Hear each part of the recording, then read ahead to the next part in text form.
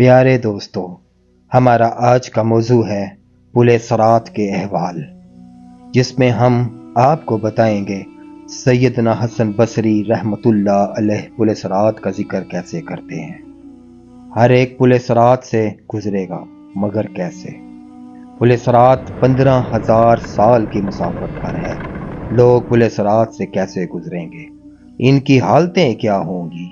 क़यामत के दिन होने वाली शर्मिंदगी कुछ फ़ायदा ना देगी। पुल सरात की दहशत ने सहाबे रसूल को रुला दिया।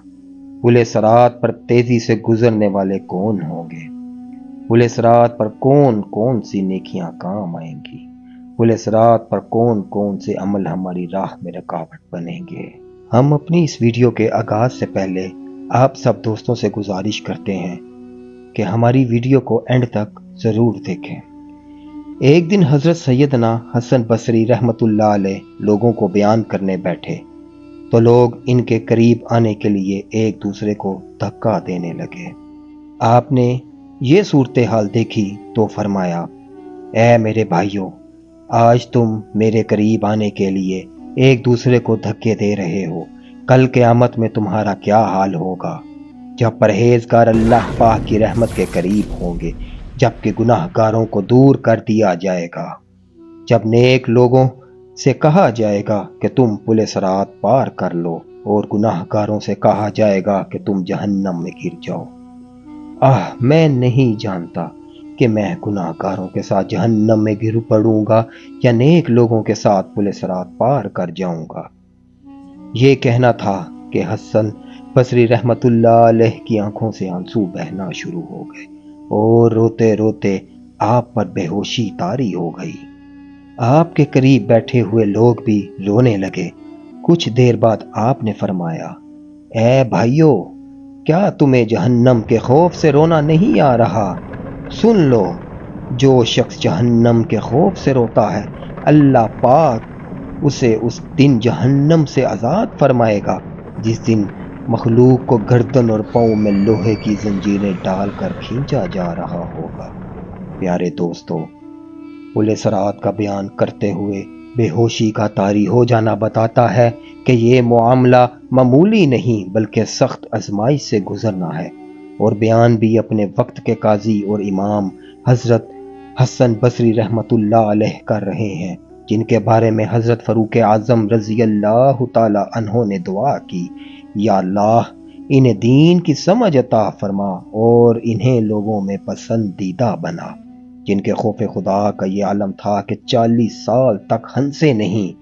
इनको बैठे हुए देखकर यूं मालूम होता गोया एक सहमा हुआ कहती है जिसे सजाए मौत हुई और गर्दन उड़ाने के लिए लाया गया है। गुफ्तगू फरमाते तो ऐसा महसूस होता जैसे आखिरत नजरों के सामने है और इसे देखकर बयान फरमा रहे हैं। जब खामोश होते तो ऐसा लगता जैसे इनकी आंखों के सामने आग भड़क रही है। जब अर्ज की गई, आप इस कदर खौफजदा और गमजदा क्यों रहते हैं? आजिज़ी करते हुए फरमाया, मुझे इस बात का खौफ सताता है अगर कल रोज़े क़यामत मेरे बाज़ अमाल देखकर अल्लाह पाक ने मुझ पर गज़ब फरमाया और कह दिया कि ऐ हसन, जा, मैं तुझे नहीं बख्शता, तो मेरा क्या बनेगा? प्यारे दोस्तों, पुल सरात हकीकी तौर पर है और इस पर ईमान लाना वाजिब है। इस पर ईमान लाना वाजिब है और इसका इनकार गुमराही है। इस पुल से गुजरने बगैर कोई जन्नत में नहीं जा सकता, क्योंकि जन्नत में जाने का यही रास्ता है। मेरे रब के कलाम में हर चीज़ का बयान है। अल्लाह पाक के प्यारे कलाम में जहन्नम के बारे में क्या इरशाद है? सूरह मरियम में अल्लाह पाक का इरशाद है, और तुम में कोई ऐसा नहीं जिसका गुजर दोज़ख पर ना हो, तुम्हारे रब के ज़ुम्मा पर यह ज़रूर ठहरी हुई बात है। रवायत में आता है कि जहन्नम पर वाक़या होने से मुराद पुल सरात पर से गुजरना है, जो कि जहन्नम के ऊपर बिछाया गया है। प्यारे दोस्तों, पुल सरात जिससे हर एक ने गुजरना है, आइए इसके बारे में हम आपको बताते हैं। पुल सरात का सफ़र 15,000 साल की राह है। 5,000 साल اوپر چڑھنے کے، 5000 سال نیچے اترنے کے، اور 5000 سال اس کی پشت پر چلنے کے، اور اس پر سے وہ گزر سکے گا جو خوف خدا کے باعث کمزور ہوگا۔ آپ سنیے کہ پل صراط کیسا ہوگا اور اس پر سے گزرنے والوں کی کیا کیفیت ہوگی۔ دو عالم کے داتا مدینے والے مصطفیٰ صلی اللہ علیہ وآلہ وسلم فرماتے ہیں کہ پل صراط پھسلنے کی جگہ ہوگی۔ اس پر بہت چوڑے چوڑے ایسے کانٹے ہوں گے جو مڑے ہوئے ہوں گے، جو جس شخص کو لگیں گے تو وہ اسے زخمی کر دیں یا اپنی نوک میں پھنسا کر جہنم میں گرا دیں گے۔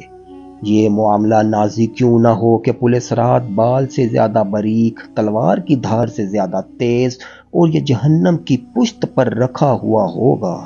خدا کی قسم، یہ سخت تشویشناک مرحلہ ہے، ہر ایک کو اس پر سے گزرنا پڑے گا۔ جنت میں جانے کا یہی راستہ ہے۔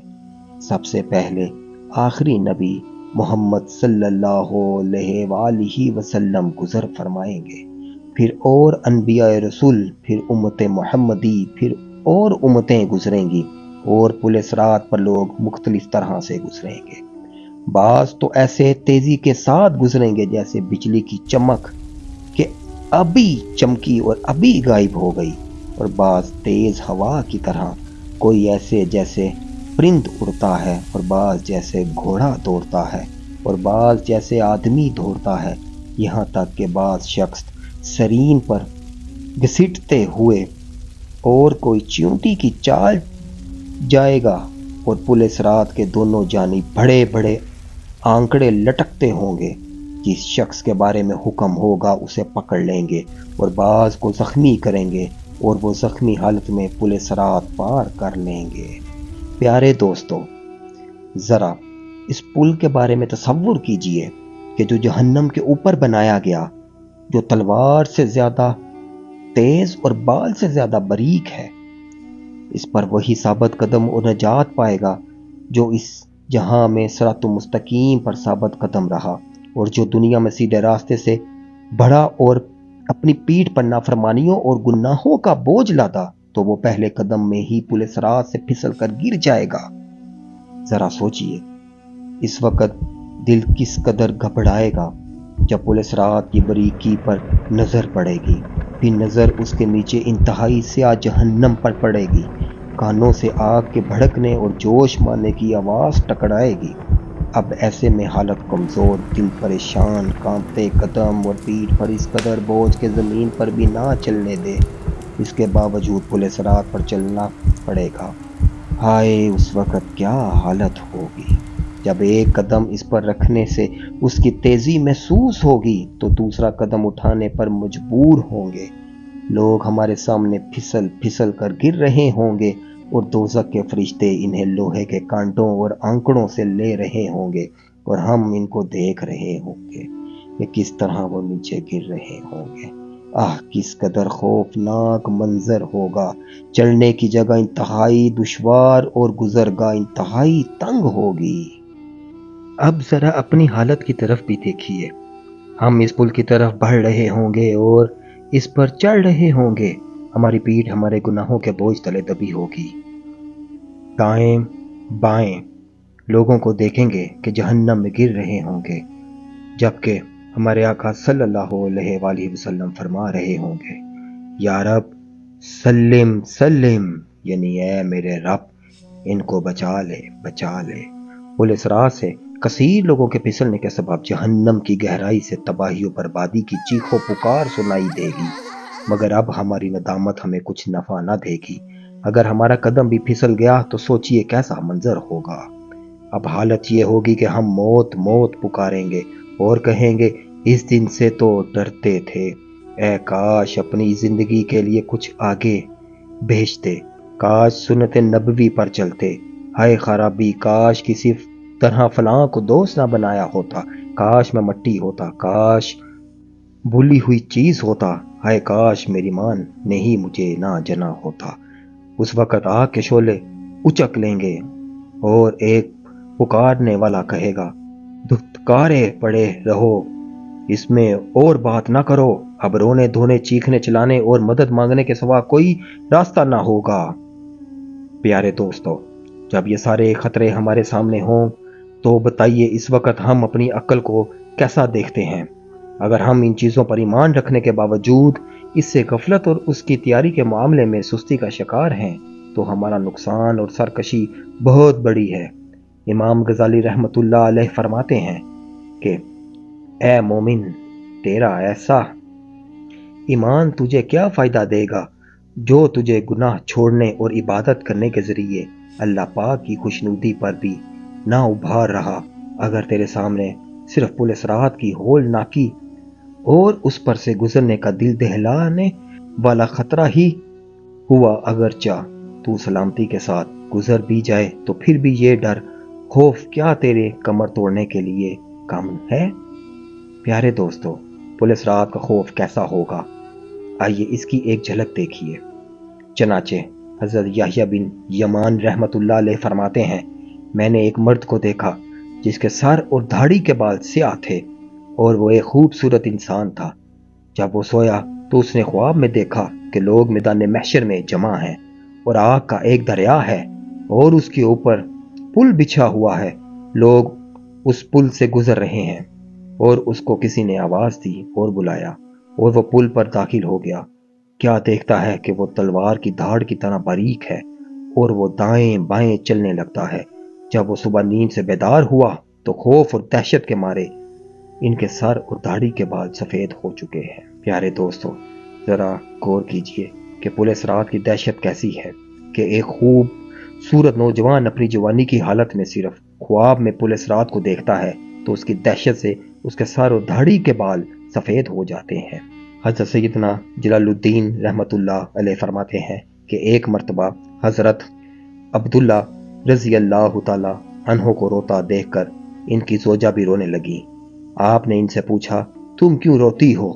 उन्होंने जवाब दिया, मैंने आपको रोता देखा तो मुझे भी रोना आ गया।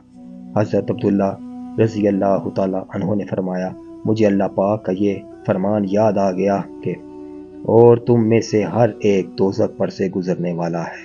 मुझे नहीं मालूम कि मैं जहन्नम से निजात पा जाऊंगा या नहीं। प्यारे दोस्तों, देखा आपने हमारे बुजुर्गाने दीन पुलिस रात से गुजरने और जहन्नम में गिरने के खौफ से किस तरह डरते थे। गौर कीजिए, जिन बुजुर्गाने दीन के वाक़या हमने सुने, ये वो अजीम हस्तियां हैं जिनके दिन रात गुनाहों से बचकर अल्लाह पाक की इबादत में गुजरते थे। ये वो अजीम हस्तियां हैं जिनकी ज़ुबान फजूल गोई से बचकर अल्लाह पाक का जिक्र करती थी। ये वो अजीम हस्तियां हैं जिनकी नज़रें अल्लाह पाक के खौफ से झुकी और आंखें खौफ खुदा में बहती रहती थीं, जबकि हमारा हाल इसके बिल्कुल उल्ट है।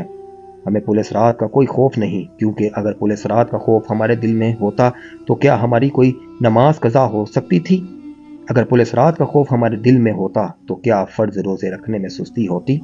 अगर पुलिस रात का खौफ हमारे दिल में होता तो क्या हम ज़कात देने में कुताही करते? अगर पुलिस रात का खौफ हमारे दिल में होता तो क्या दूसरों की गिबतें सरजद होती? अगर पुलिस रात का खौफ हमारे दिल में होता तो क्या हमारी ज़ुबान झूठ से आलूदा होती? अगर पुलिस रात का खौफ हमारे दिल में होता तो क्या हमारे हाथ हराम की तरफ बढ़ते? अगर पुलिस रात का खौफ हमारे दिल में होता तो क्या हमारी आंखें हराम की तरफ उठती? अगर पुलिस रात का खौफ हमारे दिल में होता तो क्या हमारे पाँव हराम की तरफ चल कर जाते? अगर पुलिस रात का खौफ हमारे दिल में होता तो क्या हमारे कान हराम सुनते? अगर पुलिस रात का खौफ हमारे दिल में होता तो क्या हराम कमाई हमारे घर में दाखिल होती? अगर पुलिस रात का खौफ हमारे दिल में होता तो क्या हम दूसरों के हकूक पामाल करते? अगर पुलिस रात का खौफ हमारे दिल में होता तो क्या गुनाहों में हमारा दिल लगता या हम नेकियां करने वाले बनते? यकीनन अगर हम गौर करें तो पुलिस रात का खौफ हमारे दिलों से कम होता जा रहा है। ऐ काश हम संजीदगी से अपने अमाल का जायजा लें और मौत से डरने वाले बन जाएं। ऐ काश हम कब्र से डरने वाले बन जाएं। ऐ काश हम मैदान हशर की गर्मी और इसकी होलनाकियों से डरने वाले बन जाएं। ऐ काश हम हिसाब किताब की सख्ती से डरने वाले बन जाएं। ऐ काश हम पुलिस रात से गुजरने को याद करते हुए डरने वाले बन जाएं। ऐ काश हम जहन्नम के अजाब से डरने वाले बन जाएं। یاد رکھیے، آج اگر ہم دنیا میں خوف خدا سے سرشار ہیں تو یہی خوف خدا ہمیں پل صراط بآسانی پار کروائے گا۔ حدیث پاک میں ہے کہ جو بندہ جہنم سے پناہ مانگتا ہے، جہنم کہتا ہے اے رب یہ مجھ سے پناہ مانگتا ہے تو اس کو پناہ دے، دوزخ کی آگ سے بچا یا رب۔ مفتی احمد یار خان رحمۃ اللہ علیہ پل صراط سے گزرنے والوں کے بارے میں فرماتے ہیں کہ ان کی رفتاروں میں یہ فرق ان کے نیک اعمال اور اخلاص کی وجہ سے ہوگا۔ جیسا عمل اور جیسا اخلاص ویسی ہی وہاں کی رفتار ہوگی۔ پل صراط پر تیزی سے گزر جانے کی اصل وجہ پیارے آقا صلی اللہ علیہ وآلہ وسلم کا امتیوں پر نگاہ کرم فرمانا ہے، یعنی حضور صلی اللہ علیہ وآلہ وسلم سے جتنا زیادہ قرب ہوگا اتنی زیادہ رفتار تیز ہوگی۔ اسی طرح اللہ پاک نے اپنے پیارے نبی حضرت سیدنا داؤد علیہ السلام سے ارشاد فرمایا، اے داؤد کیا تم جانتے ہو پل صراط پر سب سے تیزی سے گزرنے والے کون ہوں گے؟ وہ جو میرے فیصلے پر راضی رہے اور ان کی زبانیں میرے ذکر سے تر رہیں۔ پتہ چلا کہ اللہ پاک کی رضا پر راضی رہنا اور اس کا کثرت سے ذکر کرتے رہنا پل صراط سے تیزی سے گزار دے گا۔ اے میرے پیارے دوستو، اللہ پاک کی رضا پر راضی رہیے۔ اگر ہم پل صراط کی پریشانی سے بچنا چاہتے ہیں تو ہمیں اپنی اس مختصر سی زندگی میں ایسے نیک اعمال کرنے ہوں گے جو پل صراط پر آسانی کا ذریعہ بنے، وہ اعمال جو پل صراط پر کام آئیں گے۔ ان میں سے ایک عمل نماز بھی ہے۔ حضرت محمد صلی اللہ علیہ وآلہ وسلم کا فرمان عالی شان ہے، جو نماز کی پابندی کرے گا اللہ پاک 5 باتوں کے ساتھ اس کی عزت فرمائے گا۔ اللہ پاک نامہ اعمال کے اس سے تنگی اور قبر کا عذاب دور فرمائے گا۔ اللہ پاک نامہ اعمال اس کے دائیں ہاتھ میں دے گا۔ وہ پل صراط سے بجلی کی طرح تیزی سے گزر جائے گا اور جنت میں بغیر حساب داخل ہوگا۔ پیارے دوستو، نماز کے کیا فائدے ہیں؟ نماز دین کا ستون ہے۔